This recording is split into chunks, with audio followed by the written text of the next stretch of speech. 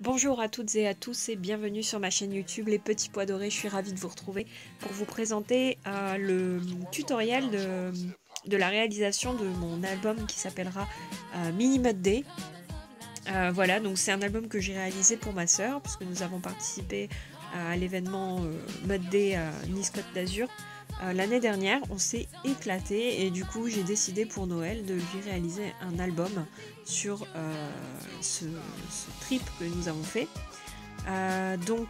Pour la réalisation de la couverture en fait de l'album, de la structure, je me suis inspirée d'aucun tutoriel en fait.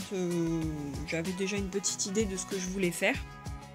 Du coup, c'est un peu du freestyle, c'est pour ça que je vous ai pas mis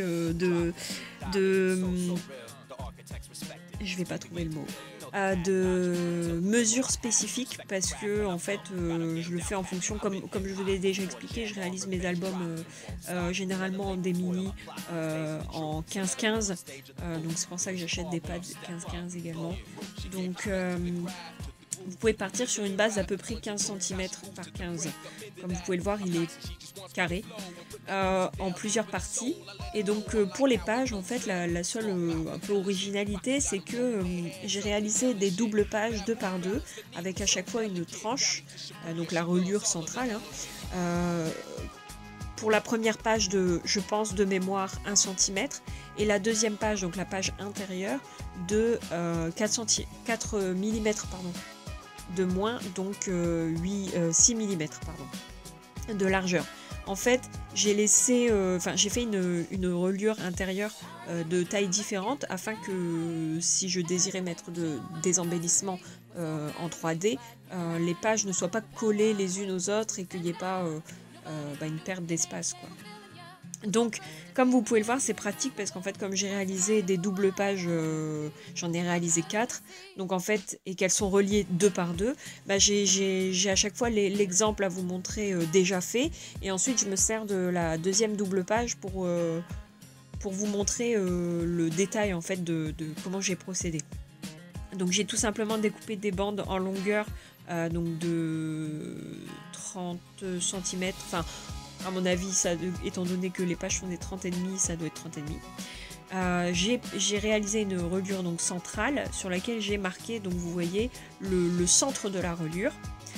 Et j'ai également fait des marques à certains endroits parce qu'en fait je vais venir y mettre des œillets. Je mets un petit peu de masking tape parce que, comme vous avez pu le voir à la vidéo, quand j'ai fait effectuer les pliages, le papier s'est craquelé. Donc je me suis dit que j'allais mettre du masking tape et que ça se verra pas. Mais du coup, pensez à bien mettre vos marques, donc les marques que vous avez fait précédemment sur le papier, à les remarquer sur le masking tape parce que du coup, sinon vous serez obligé de les recalculer. Donc voilà, j'ai recouvert donc les tranches de masking tape. Alors j'ai pas utilisé le même sur les deux pages, mais étant donné que je suis restée dans des tons craft, or, vert. Donc il n'y a pas d'incohérence en fait. Donc voilà pour mes deux doubles pages. Donc voilà le modèle déjà fait. Et maintenant je vais vous montrer comment j'ai réalisé donc cette reliure. Donc je n'ai pas de crocodile. Malheureusement, je fonctionne encore à l'ancienne. Donc j'ai effectué les trous de mes œillets sur les deux pages parce qu'en fait elles vont être reliées l'une à l'autre. En fait, les deux doubles pages vont être reliées les unes aux autres par des œillets. Et ensuite, les deux doubles pages déjà reliées vont être reliées à la structure de l'album par du fil. Donc voilà le résultat des deux doubles pages déjà faites. Donc ça, c'est la tranche de l'album que vous avez pu voir au début, donc sur laquelle j'ai fait des marques également pour placer mes deux doubles pages internes. Donc je marque les trous et ensuite je vais donc relier toutes les parties de mon album avec ce scotch craft que j'ai trouvé en magasin de bricolage. Je laisse juste un petit espace entre chaque élément de 3 à 4 mm. Comme ça, ça me permet d'avoir de la souplesse dans mon album. Donc c'est assez pratique de réaliser comme ça parce que bon, le scotch, étant donné qu'il vient d'un magasin de bricolage, il est quand même assez résistant. Moi personnellement j'aime bien la couleur craft, donc ça me dérange pas d'en mettre partout sur tous mes albums. Et donc en même temps ça évite de devoir plier un morceau de carton qui risque avec le temps de s'arracher. Enfin du moins moi c'est une technique que je préfère. Donc après, comme je vous le dis, et comme vous avez pu le remarquer si vous suivez ma chaîne, je suis plutôt du genre à faire les choses un peu à l'œil. Donc j'ai pas besoin de calculer quelques millimètres entre chaque partie, je le fais vraiment du visu quoi.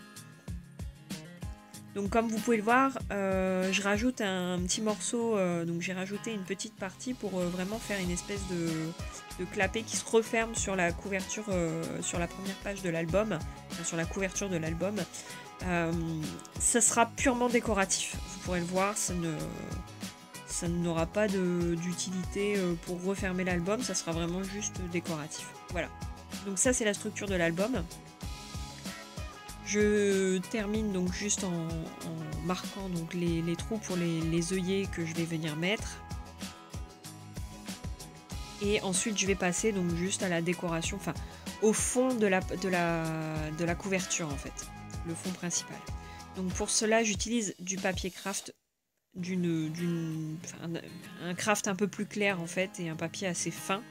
Parce que, alors je sais pas vous ce que vous utilisez et n'hésitez pas à me laisser des commentaires hein, si vous avez une solution, mais moi c'est vrai que chaque fois que j'utilise du papier un peu épais et que je le plie, il se craque systématiquement. Donc là j'ai utilisé vraiment un papier assez fin finalement, comme de la feuille 80 ou 90 grammes, mais au moins la couverture a tenu. Donc j'ai simplement effectué une espèce de couverture. Bon ça je pense que si vous suivez un petit peu des chaînes de scrapeuses, vous avez dû le voir. Donc j'ai réalisé la couverture en recouvrant en fait la couverture avec du papier craft et en laissant juste des petits rebords pour faire le tour de la couverture que j'ai coupé en biseau. Voilà, donc voilà comment j'ai recouvert tout l'album et j'ai juste utilisé donc des chutes et surtout un morceau de papier un peu... alors je sais pas du tout ce que c'est comme papier, en fait je l'avais acheté il y a quelques temps pour un projet et en fait je me suis rendu compte à la fin du projet que je ne l'avais pas du tout utilisé. Et donc c'est un effet bois, alors c'est un peu particulier comme papier, mais bon comme c'était à peu près dans les mêmes tons, je me suis dit pourquoi pas. Donc je l'ai utilisé pour la tranche de l'album, et le reste de l'album sera en papier craft. Donc cet album il me plaît énormément, enfin le rendu m'a vraiment beaucoup plu, je me suis éclatée à le faire, en plus ça m'a rappelé plein de bons moments parce qu'on s'est vraiment éclaté ce jour-là. Pour celles qui ne connaissent pas, le Mud Day c'est une course de 13 km, avec des obstacles à franchir, etc.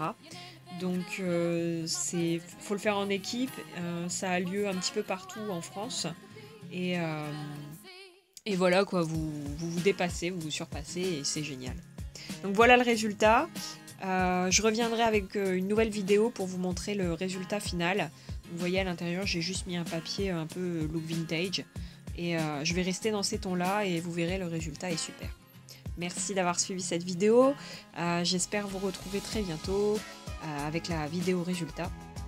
Je ne sais pas encore quand, je vais peut-être laisser un petit peu de temps pour vous présenter d'autres choses et j'espère que vous aimerez le résultat. Bye bye.